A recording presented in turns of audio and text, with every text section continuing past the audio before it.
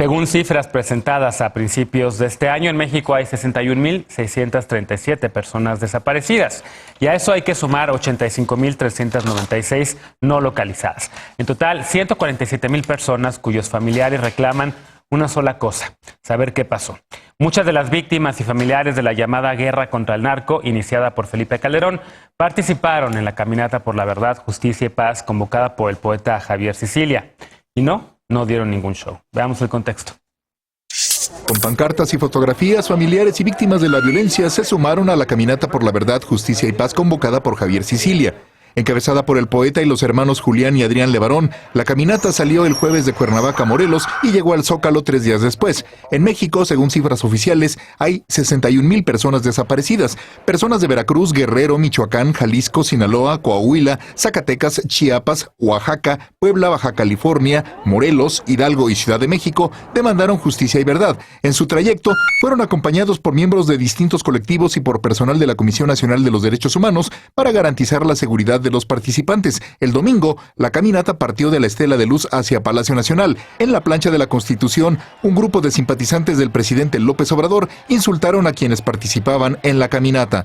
Una comitiva nuevamente entregó al gobierno federal la propuesta que se integró tras las mesas de trabajo realizadas entre el equipo de transición de López Obrador y grupos de la sociedad civil a fines del 2018. Afuera, Sicilia le pidió al mandatario participar de manera directa en la implementación de un sistema de justicia transicional. López Obrador insistió en que no los había recibido porque no quería estar involucrado en situaciones de conflicto y acusó a organizaciones y activistas de haber callado como momias en gobiernos previos. Punto y contrapunto.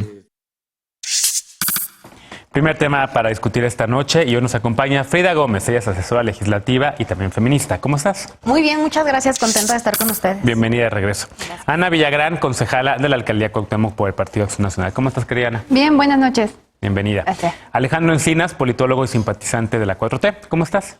Todo muy bien, buenas noches. Y Alfredo Lecona, activista y analista. ¿Cómo estás, querido Alfredo? Bien, muchas gracias, buenas noches. Empezamos contigo, que la verdad, aplausos. Has acompañado a la marcha y a la caminata por la paz desde la semana pasada. Leí tus crónicas en el Reforma.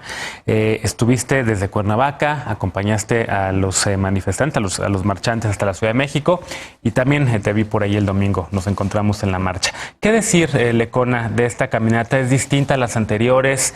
El contexto, la reacción del presidente, lo hemos venido debatiendo desde la semana pasada, pero creo que hay que seguirlo haciendo. Sí, yo creo que, usando el mismo término que usé en la última crónica, nos mostró el abismo que existe entre el dolor y la clase política. Ese abismo que no se cierra, ese abismo que crece mientras crecen las víctimas, mientras más y más colectivos de familiares que buscan a las personas que aman, que buscan justicia por los casos que les han afectado directamente su vida, se van organizando, van encontrando estos espacios para poder venir a traer sus pancartas, para venir a traer sus dolores, y pues es muy injusto el trato que le ha dado el presidente de la República a estas personas que se manifestaron a lo largo del fin de semana.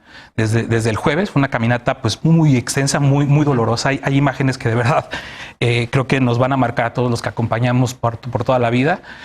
Mucho caminar, muchas historias, muchos kilómetros de esos dolores y esas tragedias viejos, y sobre todo los que se van encontrando con unos nuevos. Quiero empezar hablando, por ejemplo, de Ayotzinapa y Guanajuato. Sí. Los padres y madres de los normalistas desaparecidos por Ayotzinapa, que abrazaron la caminata, que abrazaron la marcha el domingo en el antimonumento en Reforma, a una marcha o un movimiento que traía, entre muchos otros asistentes, a un colectivo que se llama A Tu Encuentro de Guanajuato, sí, que hace unos meses eran 5 familias los que lo integraron, 5 casos de desaparecidos. Hace 2 semanas eran 65, hoy son 100. Ya hay 2 casos de desaparición en Guanajuato en lo que va del año, ni siquiera ha terminado enero, y es justamente esto lo que nos hace ver que no se puede, si queremos salir de la crisis, estar atendiendo solamente casos emblemáticos, solamente casos en particular, sino que tenemos que encontrar la forma de acabar con las redes de macrocriminalidad, de desarticular los pactos de impunidad, y lo hemos dicho, y esto lo aceptó el presidente López Obrador ya se ha repetido aquí muchas veces, desde el 8 de mayo en campaña, desde el 14 de septiembre en la época de transición, y es la agenda de justicia transicional.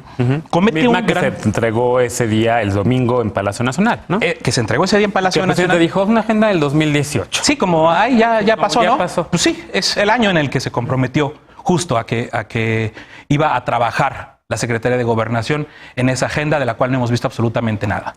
El tamaño del desprecio de López Obrador a esta caravana, a este esfuerzo particular y a esa promesa, creo que se refleja. Yo me puse hoy a revisar con estos pequeños datos la conferencia matutina de ayer, donde de las 5.552 palabras que pronunció ayer el presidente de la República, solo 533 fueron dirigidas a la pregunta que se le hizo en torno a la caminata.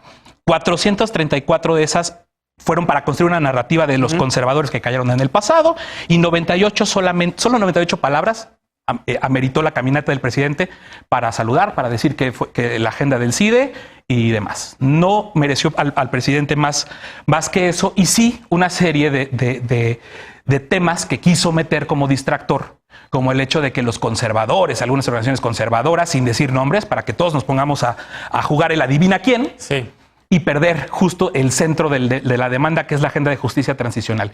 ¿Qué es tan falso esto de que García Luna, que no era una petición de la justicia en contra de García Luna? Tanto así que la propia naturaleza de la justicia transicional es traer todos esos casos que no se están juzgando acá a que se pueda lograr justicia a través de mecanismos extraordinarios de justicia, como un mecanismo internacional contra la impunidad de una Comisión Nacional de la Verdad. Ana Villagrán, ¿ibas a ir? ¿Ya no fuiste a la marcha? No te vi. No pude ir porque se me olvidó que era madrina de algo personal y yo no podía hacer la ceremonia sin la madrina. Pero la verdad es que sí estuve muy atenta, me preocupó mucho, y de hecho hubo gente que me escribió así de, oye, a ti no te pasó nada, todo está bien, cuando fueron recibidos por los simpatizantes del presidente a gritos, a insultos, con golpes, justamente... No, golpes no hubo. Bueno, hubo empujones, o sea, esa clase de ese momento cuando tienes a otro que te está enfrentando porque piensa distinto que tú, es un entorno de violencia física, aunque sea como leve, pero francamente creo que vamos en dirección contraria al país que estamos buscando, porque no podemos recibir con violencia a quien viene llorando porque ha vivido entornos de violencia que nadie le está diciendo cómo va a solucionar.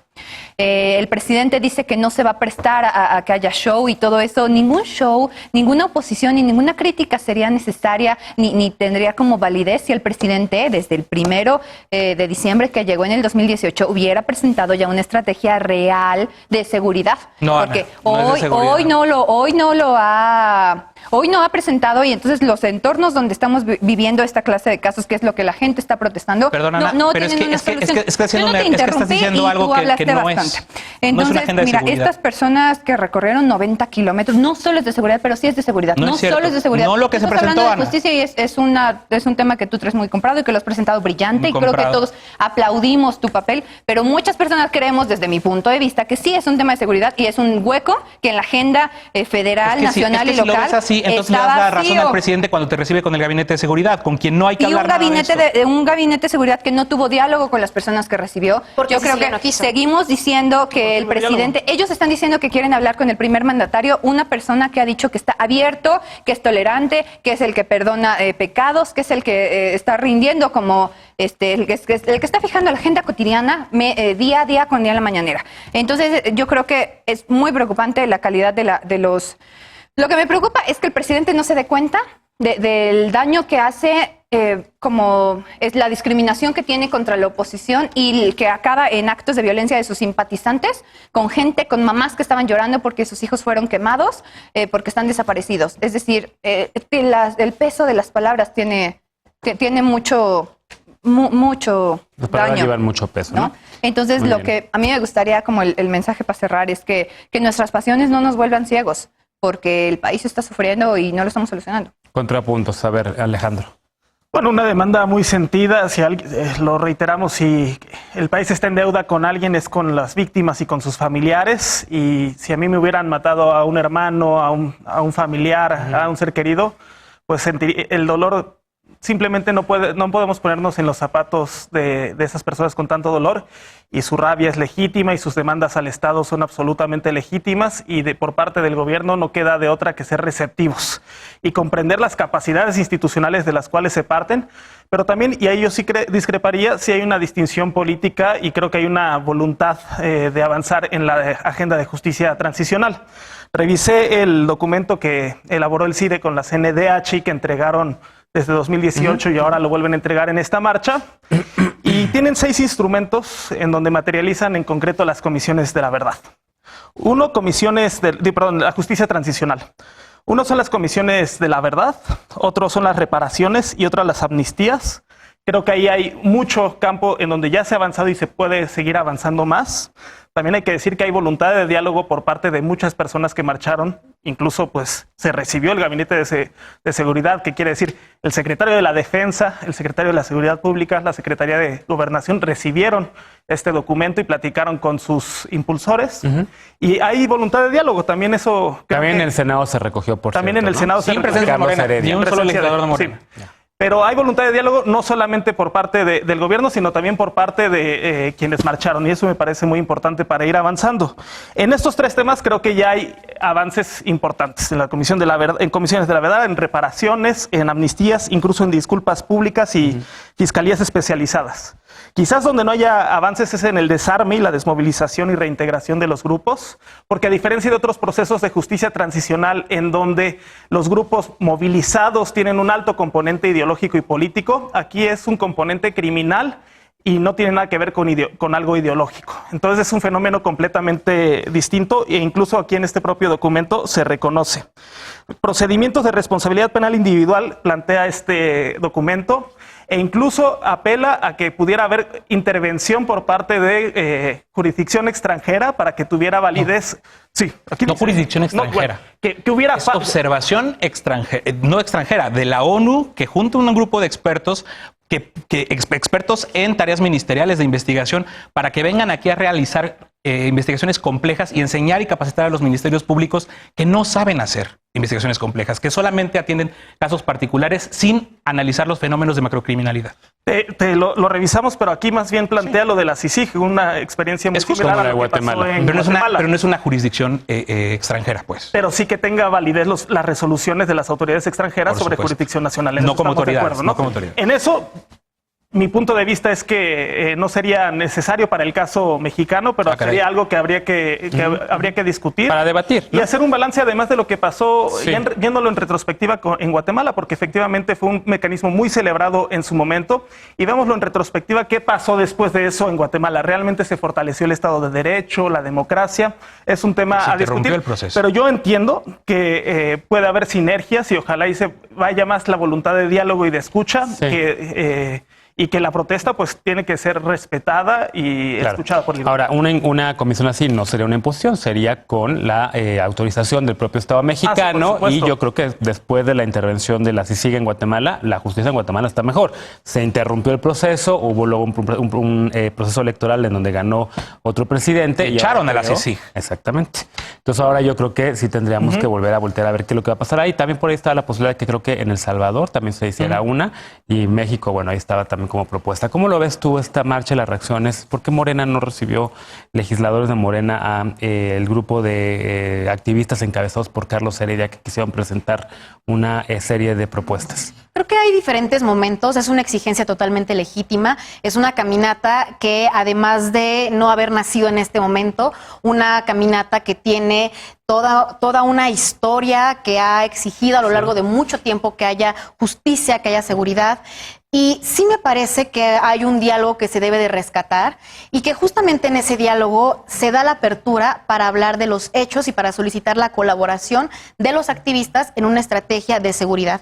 Y sin duda alguna no hay que confundir esto que platicábamos sobre las reacciones, porque hubo grupos pues que como en cualquier democracia no coinciden con las personas que estuvieron marchando. Atacar a las víctimas nunca es No, válido. yo creo que hay que distinguir Son entre los simpatizantes grupos de la AMLO. sociedad, hay que distinguir entre los grupos de la Pro sociedad y el presidente. El presidente propiamente no ejerció ningún acto de violencia en contra No lo de resuelve. la Nomás nos ha dado caminata. una serie de No adjetivos. resuelve así. Déjame hablar. No nos hace responsable de sus palabras. El Nomás no presidente- condenó el lo de ayer presidente la agresión. tan tuvo voluntad. Dijo que era una cuestión El de ideas, no es presidente una tan tuvo cuestión de voluntad. ideas. Bueno, si quieres tú platica mi participación y yo me... No es una No, cuestión de te escucho, ideas. Te escucho perfectamente. No es una cuestión de ideas, nomás Es no hay que que si me engañar vas a la dejar gente. hablar, pues Es te que no hay que escucho. engañar a la Es que no gente. estoy engañando absolutamente a nadie. Se les abrió un espacio para que hablaran de la estrategia y justo el espacio no era simplemente recibir un documento. El espacio era un espacio para construir la estrategia de seguridad. No Y es además estrategia de de todo, seguridad, es que es lo que no sí se es entiende. estrategia de No, Pero seguridad. no con el presidente. En el Ellos documento, quieren ver al presidente. en el documento se planteó un mecanismo internacional para la investigación penal. Perdón, ¿Le pero corresponde si a la Guardia investigación Nacional? ¿Le corresponde a la Sedena? si ¿Le corresponde a investigación Durazo? penal no es un tema de seguridad, claro que es un ¿Dónde? tema de ¿A seguridad. Durazo? ¿Durazo Claro que qué es un tema papel de juega seguridad. ahí? El secretario de Defensa Este Nacional, ¿qué documento de papel juegan estrategia ahí? se abrió para la recepción. Creo que eso es algo muy valioso. Y los legisladores me parece que han transitado en una tibieza que por supuesto se tiene que señalar porque son los primeros que tendrán que recibirlos. Son el espacio de vinculación Sí, sí, directa sí, son con el los pueblo. representantes. Pero no se puede decir que no hay una voluntad. Pero es que si porque ellos al ven que su contrario, presidente no recibe, al contrario de eso, Olga Sánchez Cordero sí ha recibido y el presidente en diferentes momentos ha recibido a muchos grupos de ¿Y por qué víctimas. ellos no? Recordemos que el primero en recibir a las víctimas, por ejemplo, de la guardería ABC fue el presidente. El primero en recibir a los padres de las víctimas, tanto de Tlahuelilpan, fue el presidente. El presidente ha recibido también a padres de los jóvenes de Ayotzinapa. Ya ha viajado a las toda una zonas de serie. donde ha habido tragedias, ¿no? Convocó también a una reunión con las comunidades mormonas después de que sucedió con... Después de que ¿Qué dijo que no estamos los iba a construyendo recibir. con eso? ¿Qué estamos construyendo con esos actos, con esas Es que muestras? Es justamente el precisamente asunto cuándo es que esto vamos no a es llegar una Ya nos Bueno, pasamos del tiempo este bloque porque sí que le quisiera dar un poquito más de ¿Por qué sería tiempo a un este show? tema. Le hemos estado dando mucho seguimiento. Déjame hacer una pausa, Frida.